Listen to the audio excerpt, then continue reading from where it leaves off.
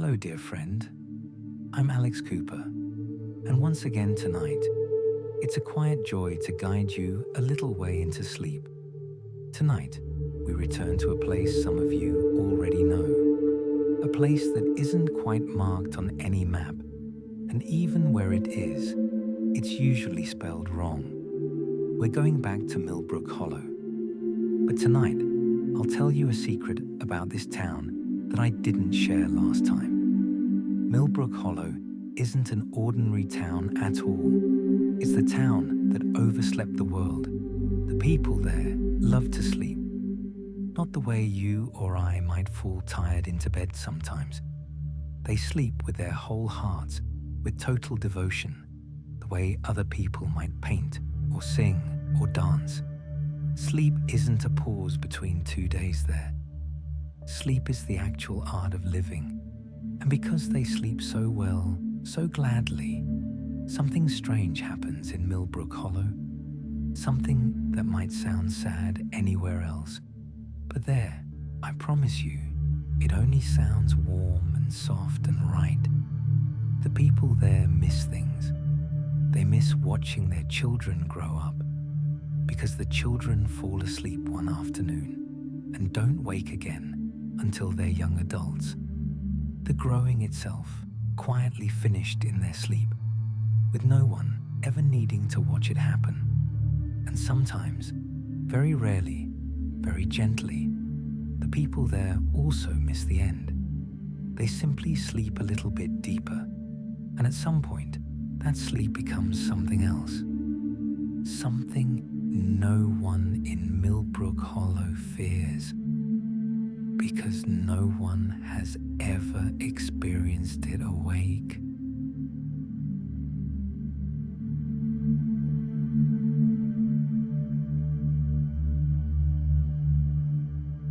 I know that might sound strange at first, but stay with me a moment, and you'll see how comforting this idea really is.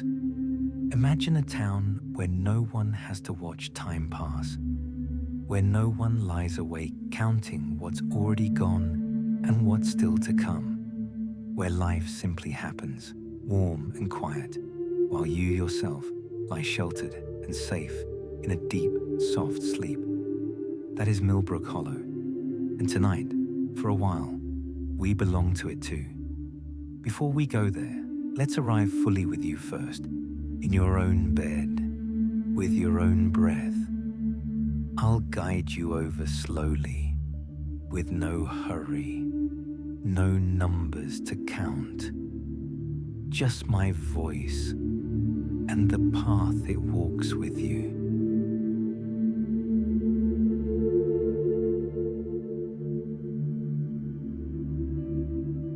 Settle yourself, however feels right to you. There's no wrong position tonight. There's only your body and permission to let it be exactly as it is right now. Feel the weight of your blanket. Feel how the mattress holds you without you needing to do anything for it. It has carried you so many times before. It will do it again tonight.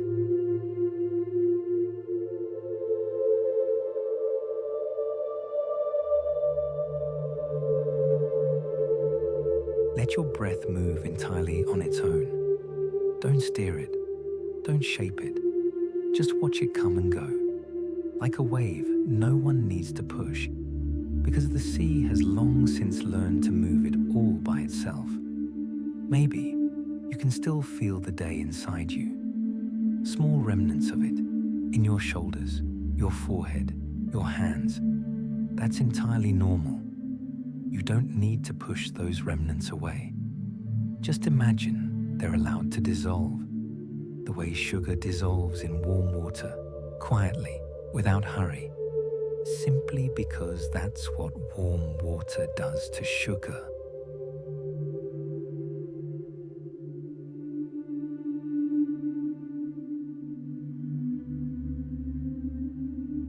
Your eyelids are growing heavier, not because you're forcing them to, but because they've wanted to be heavy this whole time, and you're simply allowing them to be now. Picture a path slowly opening in front of you, a narrow country lane in early evening, tall grass swaying gently on either side. The air is mild, faintly of hay, faintly of distant rain that fell somewhere behind the hills and has already passed.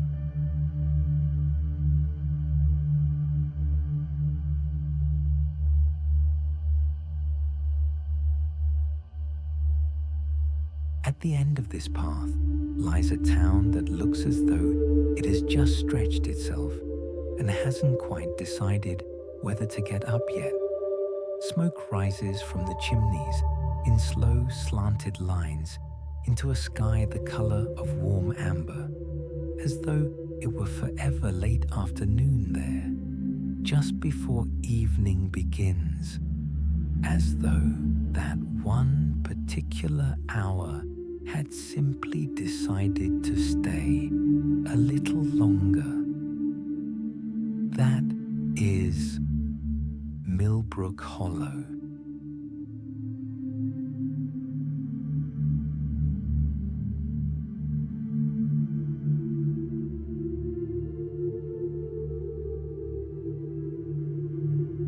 Let your body grow heavy now, as heavy as that air, as heavy as that afternoon that refuses to end. There's nothing left for you to do but let your thoughts follow that path, while your body has long since settled where it belongs, deep in your own warm bed. And now, as you sink, let me tell you about the town that overslept the world.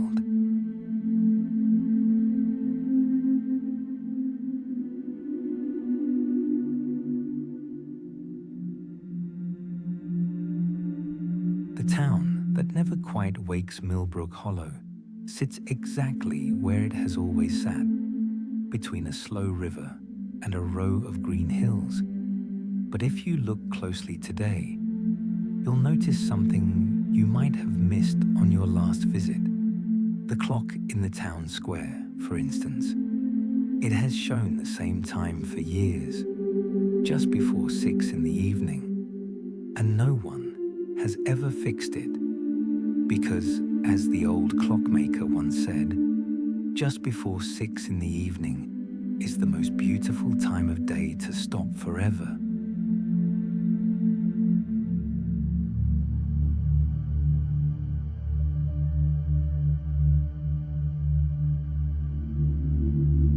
The houses here wear their age with a certain tenderness.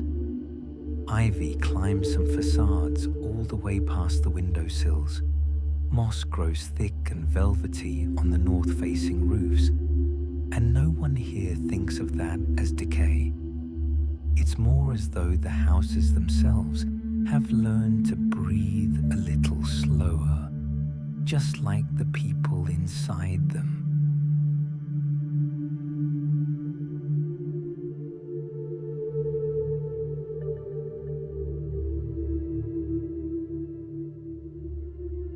Because that's the special thing about Millbrook Hollow. The people there sleep, not lazily, not tiredly in the bad sense, but devotedly, with a kind of quiet mastery you rarely find elsewhere. A nap here can last 3 days, and no one thinks anything of it. A single night can stretch across an entire season. They say that somewhere at the edge of town, a man has been asleep in his armchair for 11 winters, the newspaper still open on his lap, at exactly the spot where sleep came to collect him, and that his wife lays a fresh blanket over his knees every evening, in case he grows cold before he returns. No one here finds that sad. In Millbrook Hollow, they understood long ago that time doesn't accrue debt when you spend it sleeping. It simply passes by, gently, without urgency. The way the river at the edge of town drifts past without ever seeming impatient.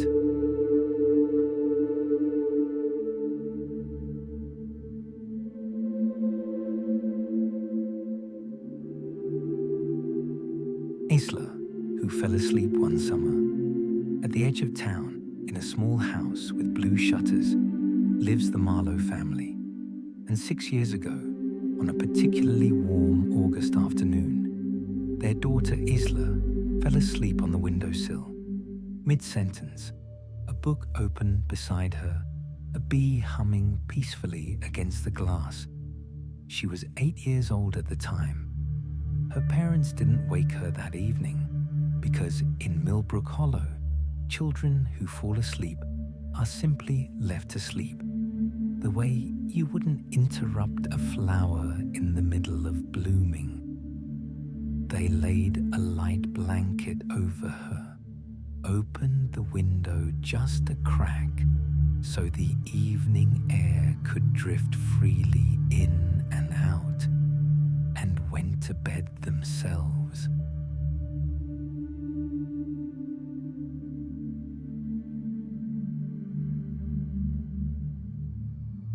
The next morning, Isla was still asleep, and the morning after that, her mother, Mrs. Marlowe, sat by the bedside in those early weeks sometimes, watching something change very quietly beneath the blanket. Not dramatically, not all at once, but the way afternoon light changes if you don't look directly at it, only glance over now and then. Isla's hair grew longer. Her hands, once round and small as a child's, grew slender, her fingers longer. Her breathing changed, grew calmer, deeper. The way a person's breath changes as they gradually become an adult, with no one able to say exactly which day it happened.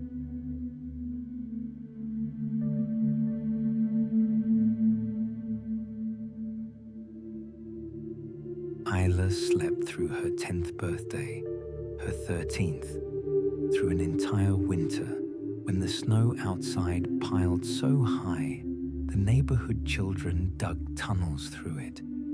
She slept through Christmas, through Easter, through 3 Thanksgivings in a row, at each of which her father quietly set aside a small piece of the first loaf of bread and placed it near her bed for later, for whenever later would turn out to be. And today, 6 years after that August afternoon, Isla is 14. You can see it in her face, which has nearly lost the roundness of childhood. You can see it in her hands, now large enough to properly hold a book.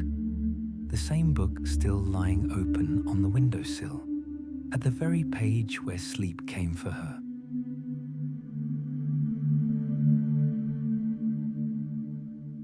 Her mother sometimes tells the neighbors it was a gift, really. Nothing to worry about. Isla didn't have to feel the years in between. She didn't have to go through fights at school, restless nights, that sometimes uncomfortable feeling many 14-year-olds know, of no longer feeling quite at home in your own body. She simply fell asleep as a child, and one day, she'll wake up as someone who has already made it through the hardest part without ever having felt it. Until then, her mother still sits by the bedside sometimes, holding Isla's now larger hand in her own, waiting without impatience, the way you wait for spring, knowing it's coming even if you don't know the exact day.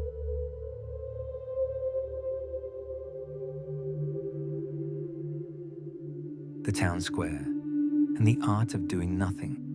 Let's return to the middle of town, to the square, where the clock has stood just before 6 for years, and where, as on so many afternoons, a few of the older residents sit on the long bench beneath the old chestnut tree, eyes half closed, faces turned toward the warm amber sun. Silas the baker sits there too, as he so often does. You might remember him from our last visit.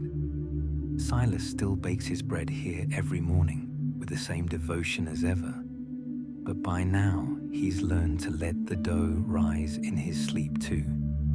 He shapes the loaves in the evening, covers them with a damp cloth, and settles into his little chair in the bakery to sleep beside them, while the dough grows entirely on its own, just as it always has, with or without a baker awake to watch. Sometimes, Silas says, he wakes up just in time to light the oven, without ever needing an alarm. His body, he says, knows the dough better by now than his waking mind ever could. And both dough and baker have come to agree that there's no reason to spend the night with your eyes open when you can just as well spend it asleep.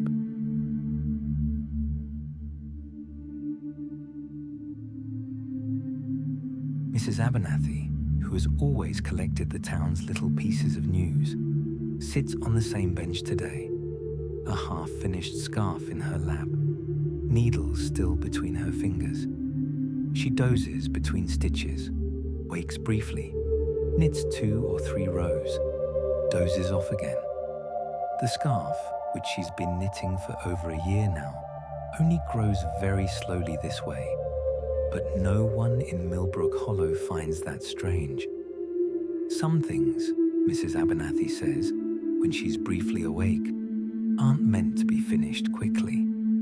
Some things are beautiful precisely because they're allowed to take their time. Beside her sits old Tom, who hasn't even bothered to bring his cart out today. He's leaned it against the wall of his little house instead, a blanket draped over the handles, as though the cart itself deserved to sleep whenever its owner does. Old Tom himself sits with his eyes closed, hat pulled low over his face, and now and then, half asleep, he mutters something about the carrots that still, somehow, turn up on his neighbor's doorsteps every morning, even though he can't quite recall carrying them there. Maybe, he says sometimes, when asked, he started doing that in his sleep too by now. You get used to things you've done long enough, until the body simply takes them over entirely on its own.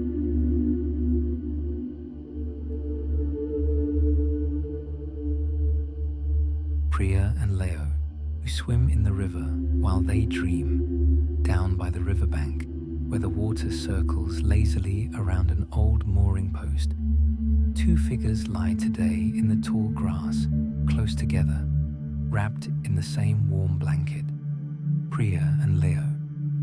You might remember that the 2 of them used to swim in the river every evening, no matter the season. They still do. Only now, most of the time, they do it in their sleep. If you look closely, you can see their fingers move now and then, as if swimming, their breathing settling into a steady, even rhythm that almost sounds like the soft lapping of the river itself. They sometimes tell people, on the rare occasions they briefly wake, just enough to curl closer together before drifting off again, about a river in their dreams that looks exactly like the real one, except it never grows cold, and the old mooring post in it never rots, but stays forever exactly as beautiful as it ever was. Maybe, one thinks, watching the 2 of them lying there, it doesn't really matter in the end whether you swim awake in the real river or asleep in its twin. The river, people say in Millbrook Hollow, doesn't notice the difference either way. It simply keeps flowing, patient, unbothered, always the same river, and yet never quite the same one twice.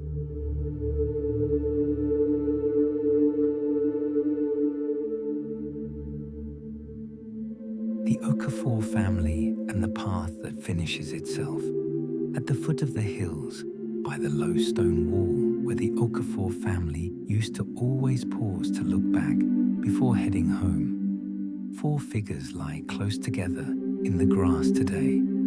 A father, a mother, 2 children, their backpacks pushed under their heads as pillows. They set off, so the story goes, on a hike 3 years ago, and somewhere along the way, between 2 hills, fell asleep together, almost mid-step, so suddenly and so gently that none of them noticed it happen. Little Kwame still clutches his tin of pressed flowers tightly, even in sleep. And if you look closely, you might swear the tin has grown a little fuller than it used to be, as though he'd kept collecting flowers in his dream without ever needing to open his eyes for it. Adaz, his older sister, wears a faint smile in her sleep, the same one she always had whenever she had to admit that getting lost was actually kind of fun.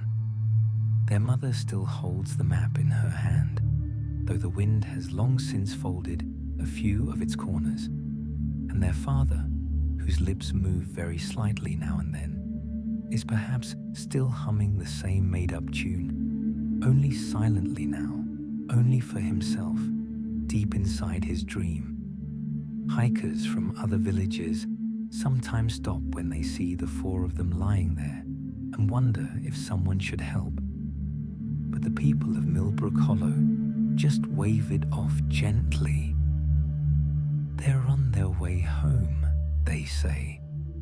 They're just taking their time getting there. That's all.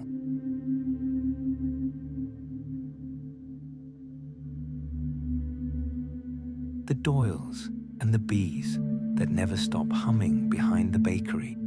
In the lane with the crooked chimney, the Doyles still live, and their garden smells of honey tonight, just as it did the first time we visited.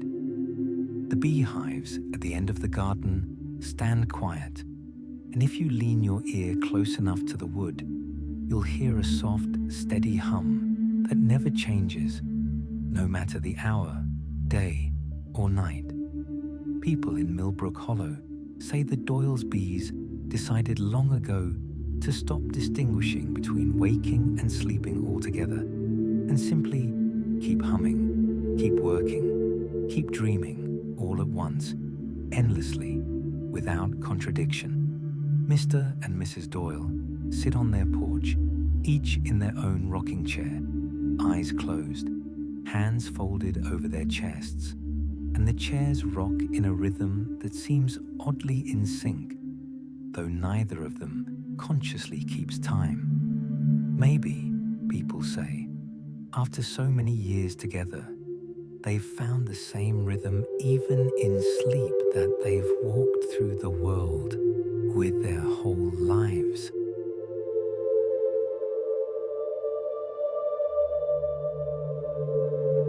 Reuben, who repairs things that aren't broken yet.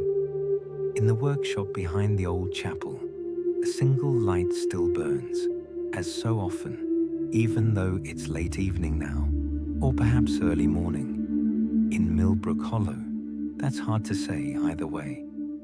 Reuben sits at his workbench, head tilted slightly to the side, deeply asleep, his hands still resting on an old grandfather clock whose hands he'd apparently been adjusting mid-repair. People say Reuben has grown so skilled by now that his hands can fix things while his mind is long gone, somewhere between dream and workshop, and that the repairs he finishes this way sometimes turn out better than the ones he does while awake.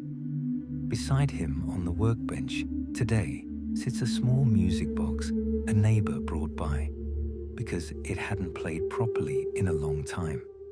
If you listen closely, you can hear a faint, irregular tinkling coming from inside it, as though In the dark, all on its own, it had already begun finding its own melody again, even before Reuben woke to help it along.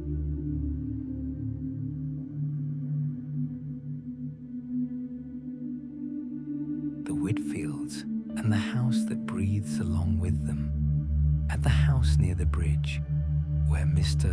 and Mrs. Whitfield sold their car years ago because it made them impatient with their own lives, it's especially quiet tonight. The loom in the front room stands unused, the half-finished, beautifully lopsided cloth still stretched on it, exactly where Mrs. Whitfield closed her eyes some time ago, mid-thread.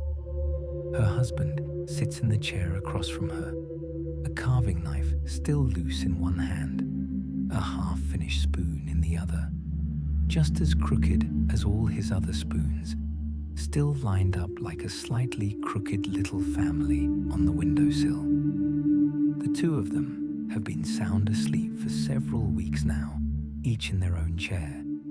But every evening, the neighbor who checks in on them says, "You can hear a soft, steady sound from the house, moving exactly in time with two people breathing. No one is quite sure whether it's the old floorboards shifting slightly in the wind, or whether the house itself, after so many years with the two of them, has simply learned to breathe along in their rhythm. In Millbrook Hollow, they consider the second explanation the more likely one.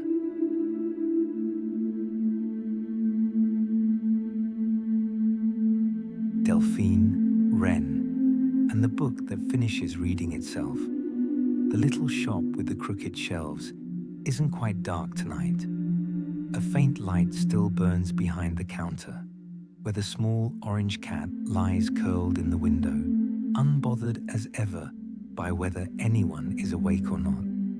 Delphine sits in her usual chair between the shelves, a book open on her lap, her glasses slightly askew, sound asleep. Wren, the young woman who's been coming to this shop since childhood, sits across from her, also lost in sleep, another book open between her hands. People in town say the two of them have been having the same conversation for years now, just carried on in sleep, in small, scattered moments of half-waking, stretched out over a very long time without ever really ending. "What stayed with you?" Delphine had once asked, about a book Wren had just finished, and Wren had said something about a place that can still hold on to someone even after they've left it. Some say the two of them are still having that very conversation today, a tiny piece of it each time from a slightly deeper dream, and that when it's finally finished, it will be the longest, most beautiful conversation in the whole town.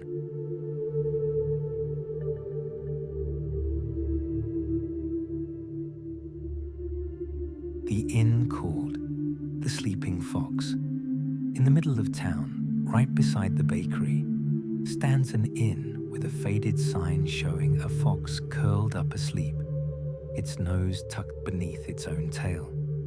People just call it the Fox, and for generations, it's been the place where travelers who happen to pass through Millbrook Hollow stay for the night. Only they rarely stay, just one night. The innkeeper, a broad-shouldered, warm-hearted woman named Greta, gave up waking her guests a long time ago. "There's no point," she says, "and besides, it would be rude. If someone is sleeping this deeply, this happily, in one of her beds, who is she to interrupt that?" Tonight, 3 guests lie upstairs, each in their own bed under their own thick blanket. One is a merchant who arrived 2 years ago with a cart full of fabric, took a room for a night, and hasn't woken since.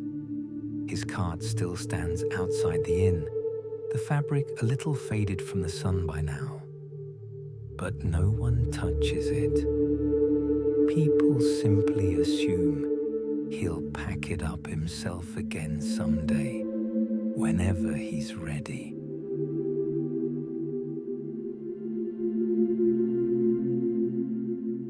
The second guest is a young musician who arrived with a violin under her arm, meaning to play for just one night, and fell asleep mid-note during the last slow song, the bow still resting on the strings.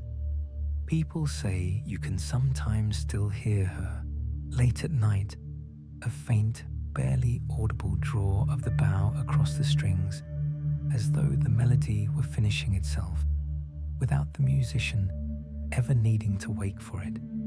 The third guest is a man no one quite remembers the arrival of anymore. Greta herself says it could be 5 years, could be 15. She changes his sheets regularly, airs out the room, sets fresh water on the nightstand in case he wakes thirsty. She sometimes wonders who he was before he arrived, what brought him here, but she never asks it aloud because she believes some people come here for exactly that reason, because they finally need a place where no one asks. Downstairs in the common room, a small fire still burns, even though no one is awake to tend it except Greta herself, who leans against the bar, arms crossed, eyes half closed, and now and then, quite automatically, adds another log without ever quite waking up to do it.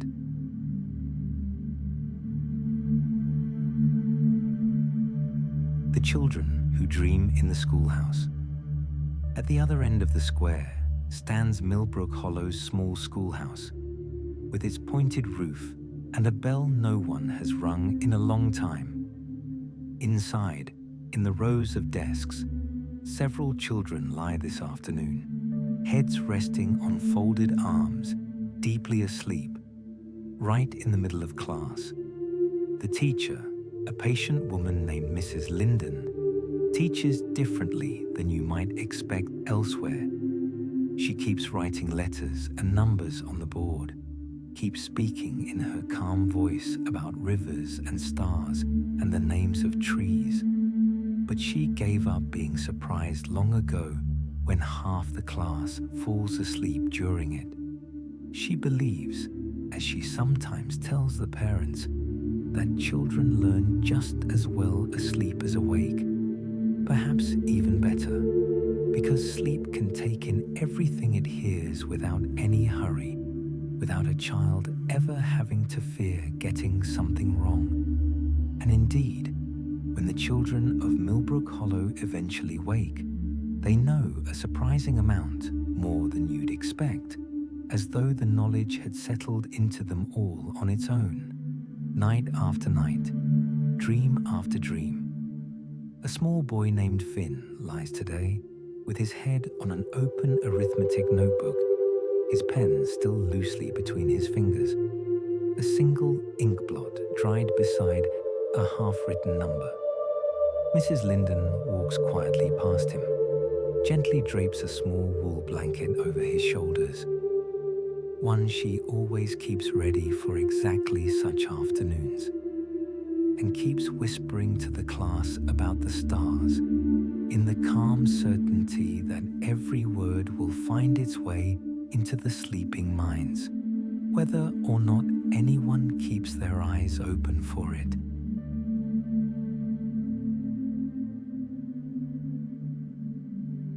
The lighthouse keeper, who never saw the sea.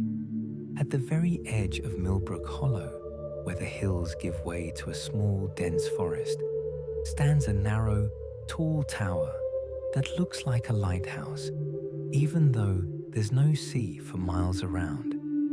People call it that anyway, because the man who built it many years ago was a sailor who one day decided he'd seen enough of the ocean and built himself a tower in the middle of the countryside instead, just to light one more beacon in his life to guide others home. His grandson, a quiet man named Casimir, lives in that tower today, and every night he climbs the narrow spiral stairs to light the lamp at its top, even though there's no water here, no ships, no cliffs anyone could wreck upon. But Casimir believes there are other ways to get lost, besides at sea. You can get lost in a day that's gone on too long, in an argument that lingers too long afterward, in a memory that won't let go. And for all these kinds of lost, he says, his light is just as meant as it would be for ships. Tonight, he stands at the top of the tower, the lamp lit, its warm golden glow reaching far out over the dark hills and forest, all the way down to the rooftops of the town. And like every night, he falls asleep there, standing upright, forehead resting against the cold glass, while the lamp keeps burning on its own, quiet, faithful, needing no one to watch over it. People say that travelers who lose their way in the woods between the hills at night have often seen the tower's light, and that it's guided them safely back to town every time, whether or not Casimir happened to be awake. Some things, they say in Millbrook Hollow, don't need a watchful keeper. They just need someone who lit them with love once, and the rest happens entirely on its own.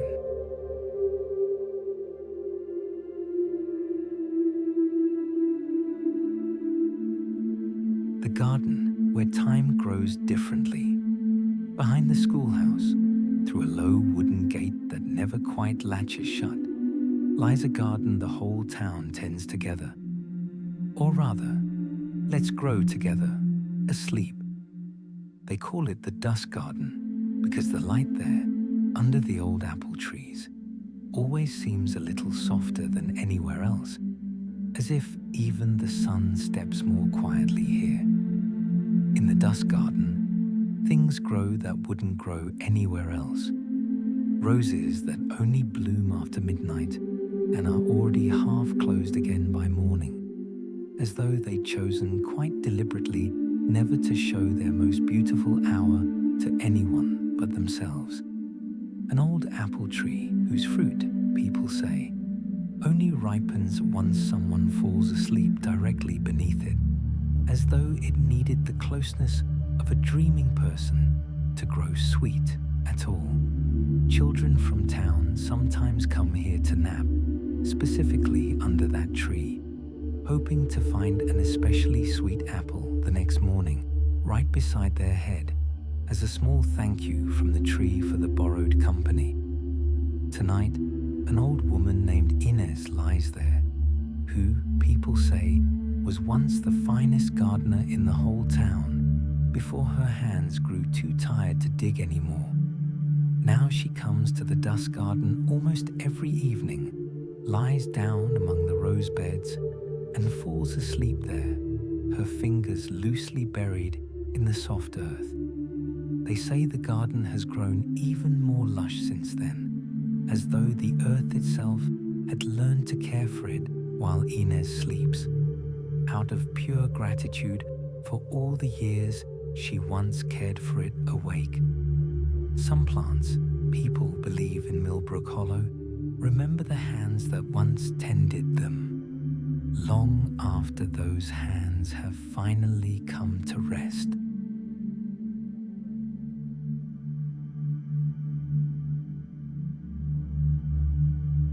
The bench beneath the old chestnut tree, where no one ever has to say goodbye, in the middle of the town square, right beneath the old chestnut tree, whose branches spread wide enough to shade almost the whole square, there's a bench that's a little different from all the others in town. They call it the waiting bench, and its rules, if you want to call them that, are simple. Whoever sits on it may stay as long as they like, and no one who sits there ever has to say goodbye, because in Millbrook Hollow, no one truly leaves. they only shift into a deeper part of sleep. Tonight, a young man named Elias sits there, who came to town a few years ago from somewhere else, searching for something he couldn't quite name himself. He came, like many, for one night, and stayed, like most, for much longer. Beside him, on that same bench, he says his grandmother sometimes sits, a woman who died in her sleep many years ago, in her own bed, far away from here, very peacefully. Elias says he feels her more clearly here than almost anywhere else, as though a small piece of her warmth had settled permanently, right here, right under this chestnut tree. In Millbrook Hollow, no one asks you to explain what you mean by sentences like that. People simply nod, because almost everyone here knows someone who's still around in a similar way, somewhere between waking and sleep, between memory and the present, close enough that you could almost touch them if you just closed your eyes and sat still long enough. Tonight, as he so often does, Elias closes his eyes too, leans his head back against the rough bark of the chestnut tree, and lets himself slide slowly into the same warm half-sleep where he believes his grandmother has been waiting for him all along.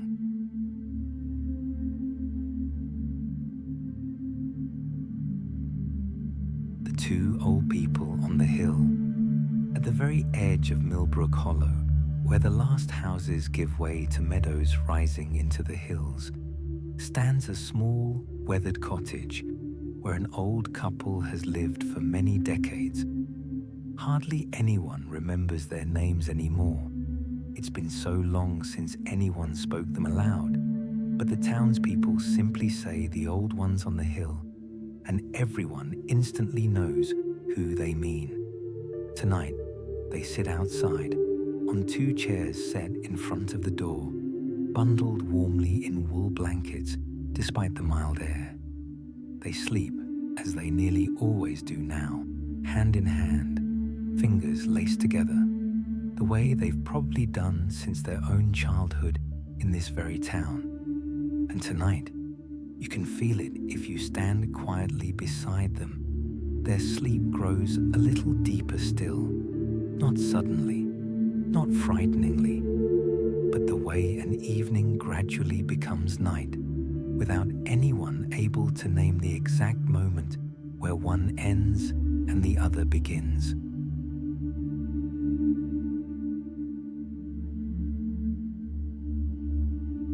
Their breathing slows, grows calmer, further apart, like the last ripples on a pond long after the stone has sunk. There's no struggle in it, no holding on, only a very gentle, very patient becomingless, the way a candle isn't blown out but simply burns down because it burned so long and so beautifully, for as long as it could. In Millbrook Hollow, they don't call that dying, they call it the great resting. And because the two of them are doing it in their sleep, together, hand in hand, without ever seeing it coming while awake, there's no fear of it here either. The neighbors who stop by the next morning, bringing fresh bread and a few flowers to leave by the door, won't cry when they see the two of them sitting there so peacefully. They'll smile quietly and say how lovely it is that the two of them got to do it together, just as they did everything together their whole lives. And somewhere, people here firmly believe the two of them are waking up right now in another, softer dream, young again, just as they were when they first met at that very stone wall, the one that stood there then and still stands there today.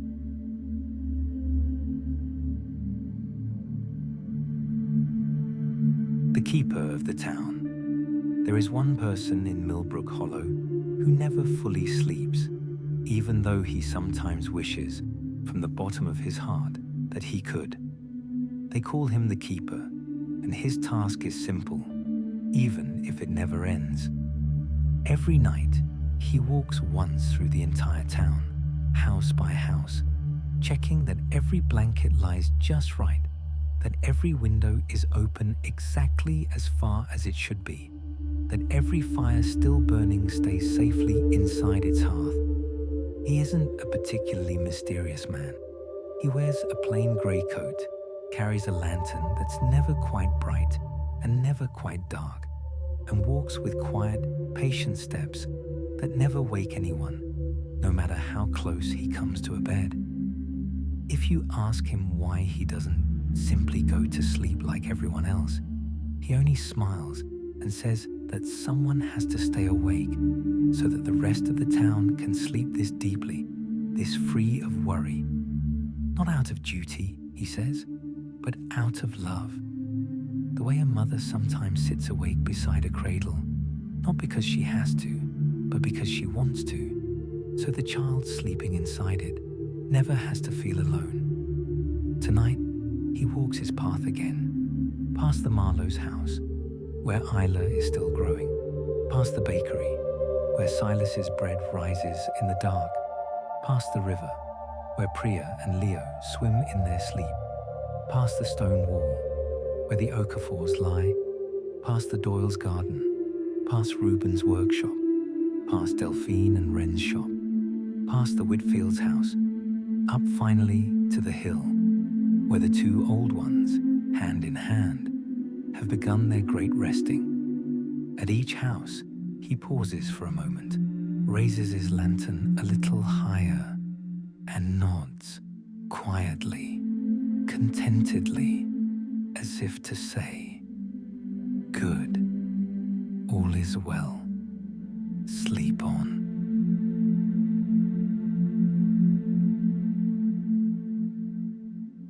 The river at the end of the night. Before we slowly say goodbye to Millbrook Hollow tonight, let's return once more to the river, to the place where everything in this town somehow seems to flow together, the way small streams always eventually find the same river. The river of Millbrook Hollow rises far up in the hills from a source no one has ever found, because, they say, anyone who goes looking for it eventually falls asleep along the way, usually at some especially beautiful spot beneath some especially old tree, and loses all interest in the source afterward because the sleep itself becomes the real discovery. The river passes every place we've visited tonight. It flows past the Marlowe's house, where Isla is still growing, past the bakery, where Silas's bread rises in the dark, past the dust garden, where Inez's fingers rest in the earth, past the waiting bench beneath the old chestnut tree, where Elias feels a little closer to his grandmother than anywhere else, and finally, it flows past the foot of the hill, where the two old ones, hand in hand, began their great resting. You might say the river is the one thing in Millbrook Hollow that never sleeps. But that wouldn't quite be true.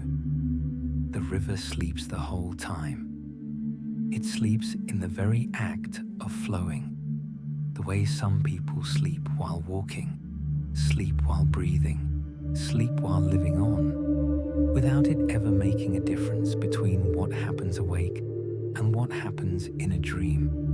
If you sit by the bank late at night and stay very still, you can sometimes hear the water whispering, not loudly, not clearly, but present all the same, as though it carried all the stories of the town within it, telling them over and over again quietly for anyone ready to listen. Tonight, perhaps, the river is telling your story too, dear friend.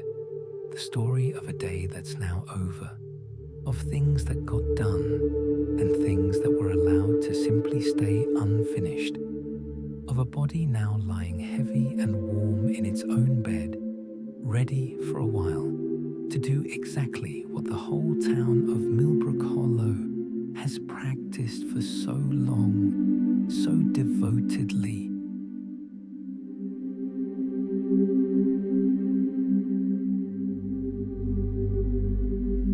The town that never ends, because it never begins. Maybe you're wondering now, dear friend, whether it isn't a shame to miss so much. The years, the growing, the goodbyes. But in Millbrook Hollow, they see it differently.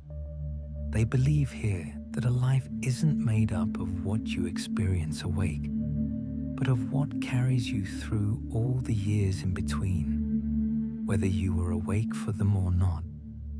Isla will wake one day, 14 years old, and her mother's love will still be exactly there, just as it was on that August afternoon. The old ones on the hill will still be hand in hand, wherever they are now. The doe rises whether Silas sits awake beside it or not. The bees hum whether anyone listens or not. The river keeps flowing whether Priya and Leo swim through it, awake or dream of it asleep. Nothing here is ever truly lost. It only shifts gently from the waking world into the sleeping one. And there, in Millbrook Hollow, they understood long ago, the sleeping world is just as real, just as warm, just as full of life as the waking one. And so tonight, the whole town lies there in one single, great, shared breath. The children growing in their sleep, the old ones letting go in their sleep, the lovers swimming in their sleep, the craftsman whose hands keep working in their sleep, the keeper walking with his gentle lantern from house to house, so that none of them ever has to feel alone. The sky above Millbrook Hollow stays in that eternal amber light that is never quite day and never quite night. And maybe, I think, sometimes, that's the real reason the town feels so unspeakably peaceful. It never has to decide. It's allowed to simply stay that one soft moment between the hours, forever, again and again. And you, dear friend, may do the same now. You don't have to decide whether to stay awake or fall asleep, whether to keep listening or already be dreaming. You may simply stay exactly where you are, somewhere between my voice and your own. Very personal Millbrook Hollow. Let your breath grow a little quieter still. Let your thoughts drift a little further away, like the smoke from the town's chimneys, slanted and slow, into a sky that never hurries anyone. Somewhere close by, perhaps, a keeper is walking now too, from room to room, with a gentle lantern, checking that your blanket lies just right, that everything is exactly as it should be, and nodding contentedly before quietly moving on. There's nothing left for you to do. You may simply sleep now and grow unseen like Isla, and love in your dreams like Priya and Leo, and rest deeply, gently, without fear, like the two old ones on the hill, hand in hand, forever. Sleep well, dear friend. Millbrook Hollow will be waiting for you again tomorrow, in that same warm amber light.